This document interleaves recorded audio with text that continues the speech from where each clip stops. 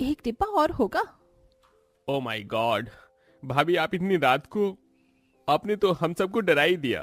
अरे जेठानी जी, रात में इतनी आइसक्रीम खाना ठीक नहीं है। क्या करूं देवरानी जी, मुझे बहुत भूख लग रही थी। हे प्रभु हरि राम कृष्ण जगन्नाथ प्रेमानंद, ये क्या हुआ प्रीति तुमको? डाइनिंग टेबल पर तुमने बैठकर 4 जनों का खाना खाया था, उसके बाद भी तुम यहाँ आ गई। खाते खाते मोटी ना हो जाओ एक दिन। आरुषि बहुरिया, भुक्कड़ बहू का इलाज है तेरे पास तो अब तू ही देख इसे। ऐसे तो ये 1 महीने का राशन 4 दिन में खत्म कर देगी। जी माँ जी, मैं ख्याल रखूंगी। अब हम सब सो जाते हैं। फिर सब अपने अपने कमरे में सो जाते हैं, लेकिन प्रीति का ठूसना कम नहीं होता। काम के चक्कर में घर के दोनों बेटे कमाई करने दूसरे शहर में चले जाते हैं। वहीं इसी बीच प्रीति और ज्यादा खाने लगती है, इतना कि उन लोगों का लाखों रुपए का घर भी बिक जाता है और वो कर्ज लेकर किसी किराए के घर में रह रही थी। ऐसे ही एक दिन आरुषि खाना बनाकर लाती है। देवरानी और सास ने 2 टूक खाई ही थे, इतने में प्रीति कहती है, देवरानी जी, और रोटी दीजिए ना, मुझे बहुत भूख लग रही है। और आरुषि, तुमने बहुत अच्छी सब्जी बनाई है, मुझे कम से कम 15 रोटियां चाहिए। 15 रोटी? जेठानी जी, आप थोड़ा कम खाने की कोशिश क्यों नहीं करती? आपकी तबीयत खराब हो जाएगी। अब तो हम सड़क पर आ गए हैं, इतना राशन भी नहीं है और हमारे पति भी बाहर है। इसने हमें तो नहीं खाया, लेकिन हमारे घर को खा गई है। इसके पेट को भरते भरते घर बिक गया। बहू अपनी जुबान पर लगाम लगा दे थोड़ा, बिल्कुल चटोरी भुक्कड़ है। माँ जी, माँ जी, मैं क्या करूं? कह लीजिए आप मुझे भुक्कड़, क्योंकि मैं हूँ।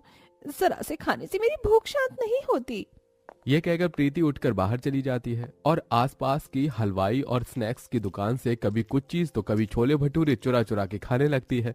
दुकान वालों को पता चलता है तो वो फौरन पुलिस वालों को बुला लेते हैं, जिससे पुलिस प्रीति को अरेस्ट कर लेती है। लेकिन मौके पर आरुषि आती है। साहब, मैं आपके आगे हाथ जोड़ती हूँ, इन्हें कुछ मत कहिए, इन्हें छोड़ दीजिए। अच्छा, ऐसे कैसे छोड़ दें? देखा है 5-6 दुकानों में घुसकर चुरा कर खाना खाकर आई है। ऐसे लोगों को जेल में होना चाहिए। इंस्पेक्टर साहब, छोड़ दीजिए, मेरी जेठानी जी ने खाने की चोरी की है। कोई हीरे जेवर तो नहीं चुराया ना? मैं माफी मांगती हूँ, दोबारा वो ऐसा नहीं करेंगी। ठीक है, मैं आपकी जेठानी जी को छोड़ देता हूँ, लेकिन जिन लोगों का खाया उनके पैसे लौटा दीजिए। जी इंस्पेक्टर साहब। आरुषि जेठानी को छुड़ाकर ले आती है, तभी जेठानी रोते हुए आरुषि के गले लग जाती है। आरुषि, मुझे माफ कर दो, तुम बहुत अच्छी हो और मैं बहुत गंदी हूँ, फिर भी तुमने मुझे सबसे बचाया और माँ जी के सामने भी तुम हमेशा बचाती हो। अब से मैं ज्यादा खाना नहीं खाऊंगी, मेरी वजह से घर के हालात भी खराब हो गए हैं। ठीक है, अब आप रोइए नहीं, घर चलिए, माँ जी इंतजार कर रही होंगी। दोनों बहू घर आ जाती हैं। आरुषि प्रीति का ख्याल रखने की कोशिश करती है और घर का खर्च चलाने के लिए, लोगों का कर्ज उतारने के लिए एक घर में नौकरानी का काम करने लगती है। लेकिन इस बीच प्रीति की भूख नहीं मिटती। वो ज्यादा खाती है, जिससे एक दिन वो बहुत ज्यादा उल्टी करती है। उसकी तबीयत खराब हो जाती है।